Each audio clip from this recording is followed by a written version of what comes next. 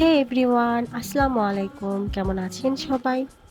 অনেক দিন পর চলে আসলাম একটি ছোট্ট ব্লগ নিয়ে। তো আমি গিয়েছিলাম মাছ বাজারে অ্যান্ড সেদিন নদীর অনেক মাছ উঠেছিল। যদিও আমার উদ্দেশ্য ছিল শুধুই চিংড়ি মাছ কিনা। তারপর আমি সারা বাজার ঘুরছিলাম কারণ আমার মাছ দেখতে খুবই ভালো লাগে। তো বাসায় আমার বড় ভাবি এসেছে অ্যান্ড উনি মাংস তেমন একটা পছন্দ করেন না। উনি ভর্তা ভাজি এই টাইপ খাবার খুব পছন্দ করেন। তো আমি নিয়েছিলাম মিষ্টি কুমড়া, চাল কুমড়া অ্যান্ড উস্তা। তো আমি সবকিছুই চিংড়ি মাছ দিয়ে রান্না করেছিলাম।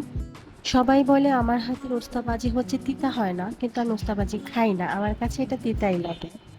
কিন্তু আমার হাজবেন্ড আমার এই ভাজিটা খুবই পছন্দ করে। আমি যখনই উস্তা ভাজি করি আমার ওর কথা খুব বেশি মনে পড়ে। আর আমি এই উস্তা ভাজি রান্নাটা আমার জায়ের কাছ থেকে শিখেছি। তো এই তো দেখতে দেখতে আমার সব রান্না হয়ে গেল। তো ভাবি দুপুরে খাওয়া দাওয়ার পর বলছে যে উনি আমাদেরকে ট্রিট দিবে, কোথায় যাব। তো বাচ্চারাই পছন্দ করলো যে চিলক্সে যাবে। তো আমাদের যেতে অনেক লেট হয়েছিল, যেহেতু আহনাফের টিচার ছিল। টিচার পড়ানোর পর আমাদের যেতে যেতে প্রায় 10টা বেজে গিয়েছিল। আর চিলক্সের আমার শুধুমাত্র ফিশ টোস্টটাই খুবই ভালো লাগে। চিলক্সের বার্গার আমার তেমন একটা পছন্দ না, তো ভাবি বলেছিল যে একটা ফিশ বার্গার নিয়ে ট্রাই করেন, দেখেন কেমন লাগে। অ্যান্ড ফিশ বার্গারটা আমার কাছে ভালোই লেগেছে। তো আমার ভাতিজি খুবই বিরক্ত করে। আমার ভাবি মাশাআল্লাহ মাশাআল্লাহ এতই ধৈর্যশীল মানুষ। উনি যে কিভাবে হ্যান্ডেল করে এটা আসলে চোখে না দেখলে বোঝানো যাবে না।